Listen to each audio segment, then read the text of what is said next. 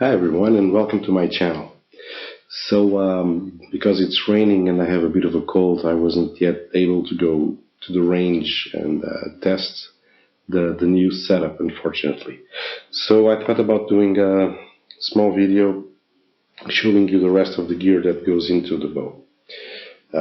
Let's start with the string. So when you get Uka limbs, you gotta check for the string specifications that are available on the site or on the leaflet that comes with the limbs. In this case, the store I ordered the limbs from offers or includes in the price the custom-made string. They'll ask you the colors that you want and they'll build it according to specs. It's a 8125 material. So next up, the Zniper rest. This one I started using last year, and as soon as I put it on my bow, my groups just got tighter. It is what it is. I was using the Spigarelli ZT before. It's a great rest. Nothing against it whatsoever, but a fact is a fact. My groups just got tighter with this one, and actually the action here makes a little more sense to me, in the sense that the rest drops down and out of the way of the arrow instead of the lateral movement of other models. Sorry. Yeah, and that's it. So I'm keeping this. I'll show you a little bit in more detail how to configure the rest. It's actually pretty easy, but because it works with the plunger, I'm going to do a closer shot and set up the body here, the riser, and we'll go from there. Next up is the Beiter plunger. Of course, I was looking to get one of these for quite a bit of time. There's a lot of information regarding this plunger on the internet. What I was using last year, though, was this one, which is also a very nice plunger as well. This is the Spigarelli micro button plunger. It's also click adjustable, and you got the numbers here so that you have a reference. It only comparing it to the Beiter is a little difficult. It has some other good stuff as well. So this little knob you turn to lock and turn and unlocks, and now you can adjust it.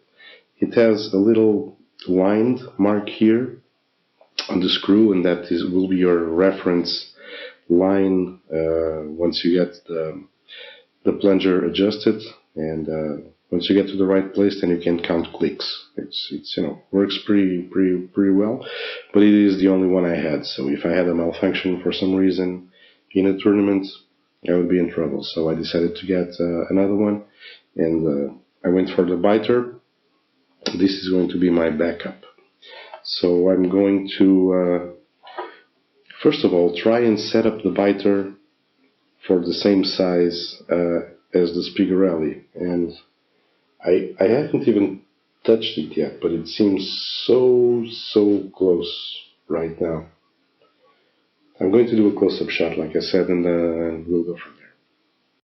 Okay, first things first, what I'm going to do is see the size, the distance here between the bottom of the nut and the top of the pin. This is like 225.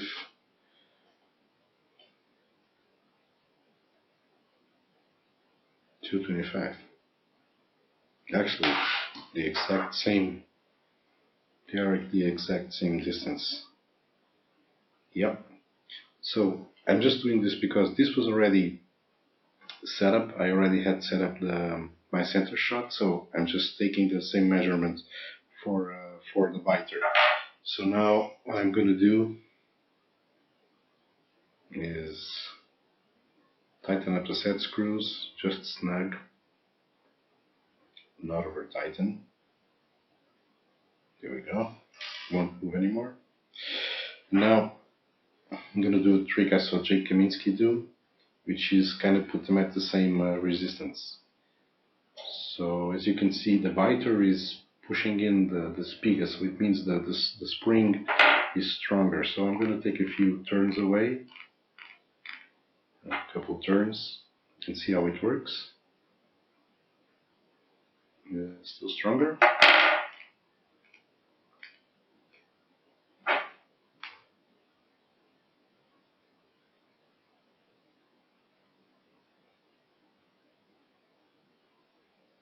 Stiff to say, just a couple more clicks.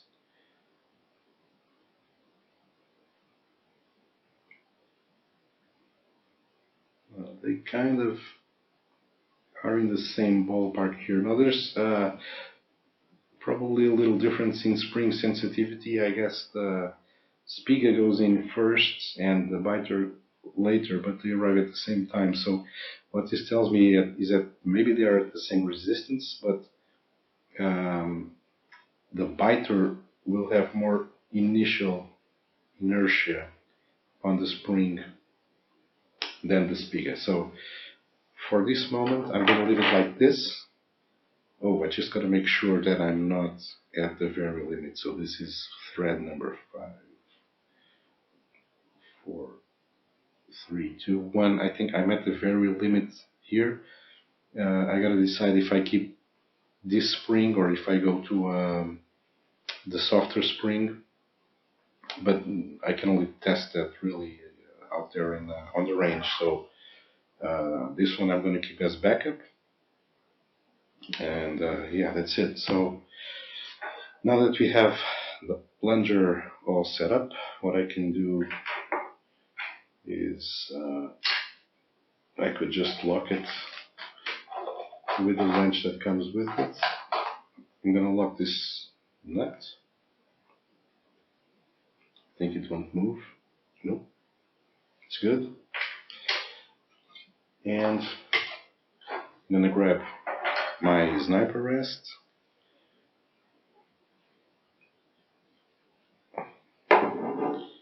And my riser.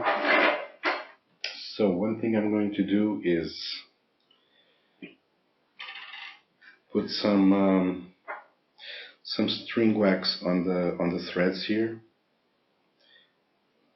I think it's a good practice not only to prevent any eventual corrosions, although this is stainless and the riser is aluminum. I don't foresee any corrosions, but this will fill any gaps that may exist. And vibration wise, I think it's a good technique. Just a little bit. You could also use, you know, kind of thread lock, the thread lock like the blue one, which you can remove later. So like I said, these two things work together. So Zniper rest goes in.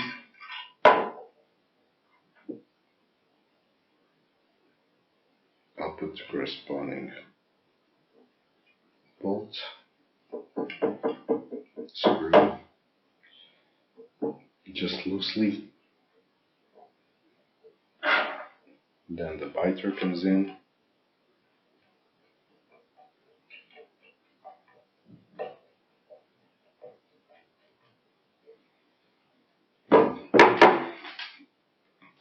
Now what I want to see, this is how I'm going to adjust it. I want that this part of the rest is going to be right underneath the middle of the button. There it is, just smack in the middle of it. I'm going to check on the back side for the alignment here with the logo. Is sort of aligned. And now, yes, now I'm going to tighten. Try to keep this steady.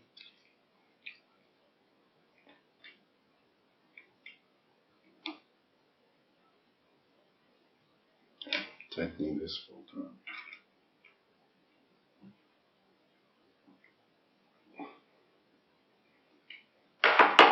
And now, oh, there it goes.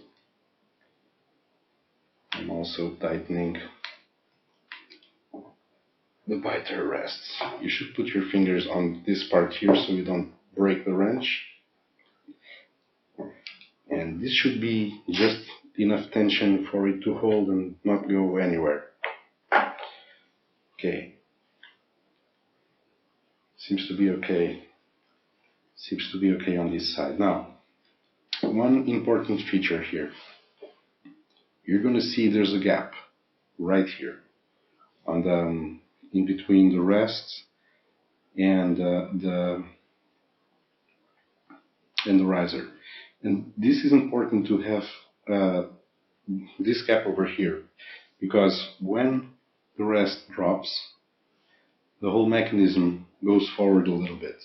So if you don't have this gap, so right now it's working perfectly, goes all the way down, because if you don't have the gap, then the mechanism, I don't know if you can see it, but the mechanism, I'll try and show you. There you go. You see, this part cannot be hitting the riser, otherwise it will not work. It will be stuck in the middle somewhere. I'll show you again. There you go. So it's important to have this gap. Okay, just a word of caution.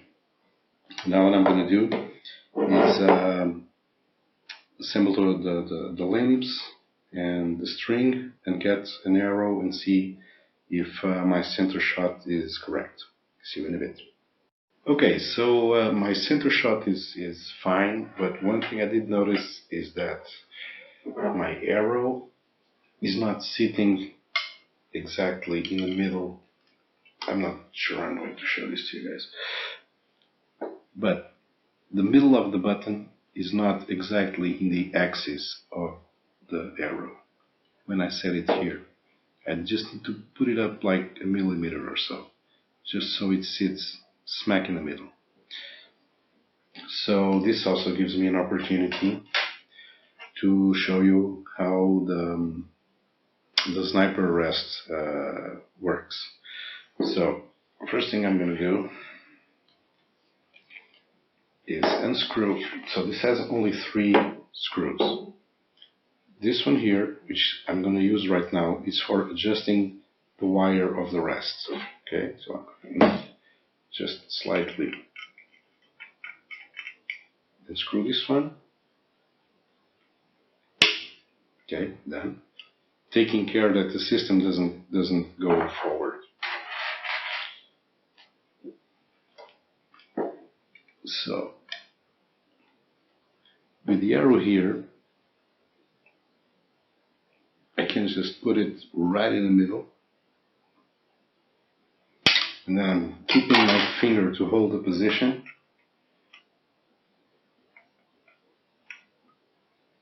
I'm just going to tighten it back.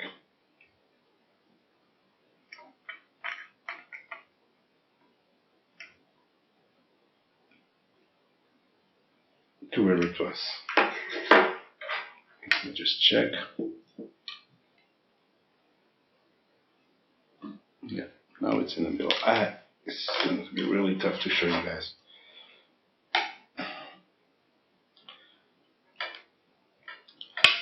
Go. And I hope you can see that the arrow is in the middle right now. It should be in the middle of the button with the axis of the arrow. Okay, I hope it is. It's tough to see here on the camera as well. Now, the other 2 adjustments you can make on the Zniper rest are pretty simple. On the bottom of the rest, you'll find another Allen screw. What this does is adjusts the sensitivity of the rest, so it kind of moves the screw from the magnet and back and adjusts the sensitivity here. So with just a quarter of a turn on this screw makes a lot of difference. If you're putting on the arrow and the rest is already dropping, then it's obviously too sensitive. You gotta, I believe, rotate it to the left, and it will become a little stiffer. If it's too stiff, you just do it the other way around until you find that with every shot the rest simply drops. That's it. The other adjustment there is this plastic screw right here on the top. And what this does is adjust the limit of travel of the wire, so it doesn't hit your shelf right here. So as you can see, I got a little bit of space right here, so the wire doesn't hit the shelf, and that is what I'm going to take this out of the way. That is what this screw is for. It just limits the travel. That's it. Okay. Well, right here where I'm shooting these videos, I'm not properly equipped to show you center shot or limb alignment. I really don't have the room to do it here, so I'm not going to show you. Anyways, I hope this video helped you get to know a little better some of the gear that I'm using and how to set it up. And I still haven't shown you my arrow setup. That's going to be an interesting video, because there's a bit of an experiment going on with my arrows. And well, hopefully the next video will be me trying the setup at the range. So you know, I'll keep you posted. Just keep checking in. See you next time.